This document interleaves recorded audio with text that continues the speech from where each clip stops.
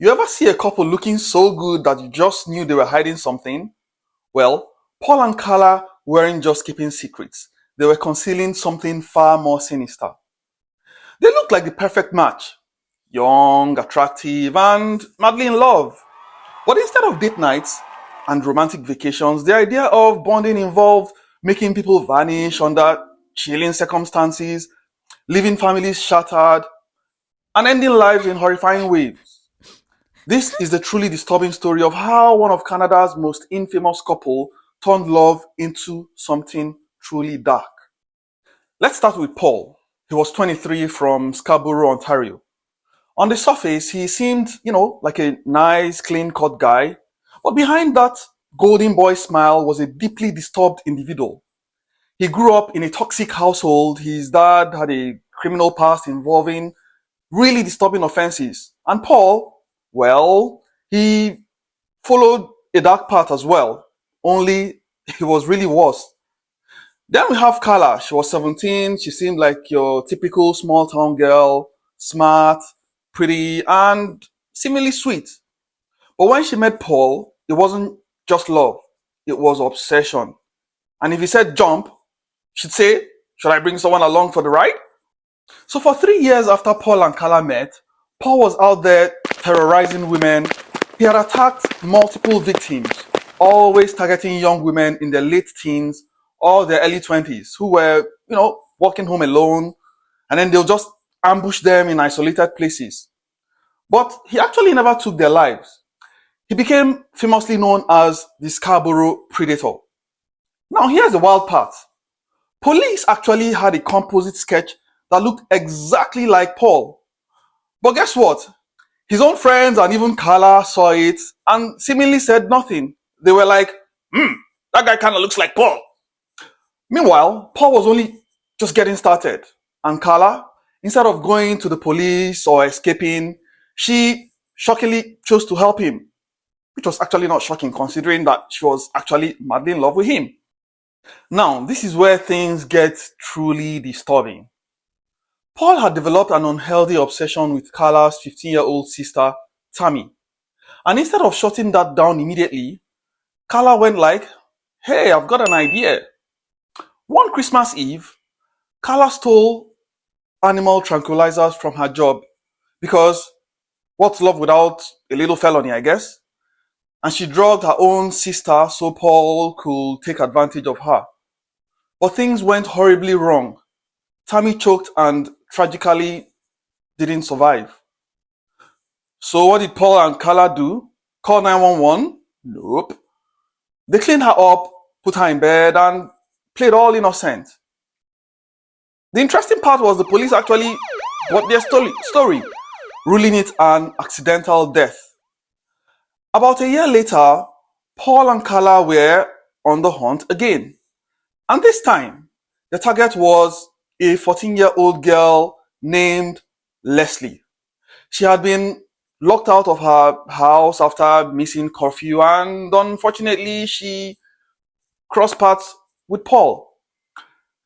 They abducted her, took her home, and subjected her to unimaginable horror things, which I'm not going to mention, all while recording it on tape.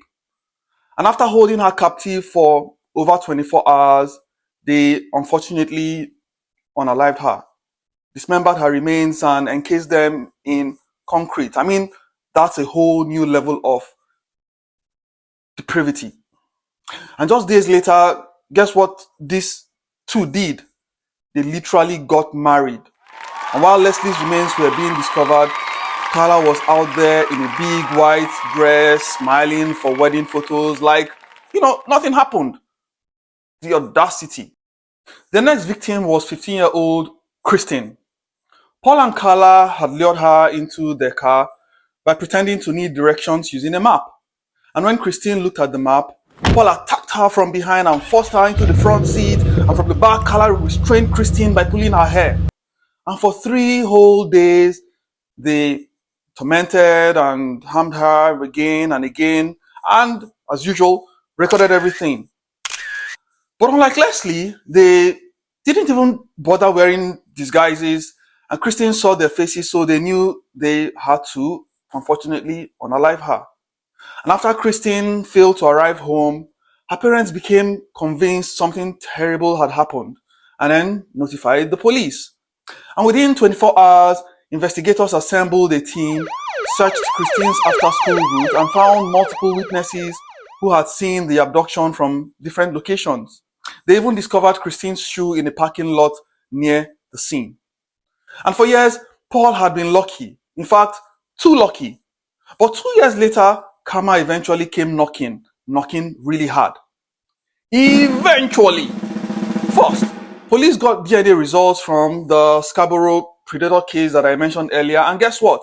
It was a match for Paul. And at the same time, Karla had finally had enough, I guess. Reports say she got into serious fights with Paul and has suffered repeated mistreatments at his hand. And after years of this, she ran to her family and told them everything. Well, almost everything. She conveniently left out the part where she actively took part in the crimes. She struck a deal with the police, playing the helpless victim card, and got just 12 years in prison in exchange for testifying against Paul. And here's the kicker. After she made the deal, police found the videotapes proving she was just as involved as Paul. But by then, it was much too late. So Paul was found guilty of all his crimes and homicides and received a life sentence in prison without the possibility of parole. He remains incarcerated to this day. And here's a picture of Paul. Karla, however, was released after serving her 12-year prison sentence. She changed her name, got married, and had children, and is now living a quiet suburban life.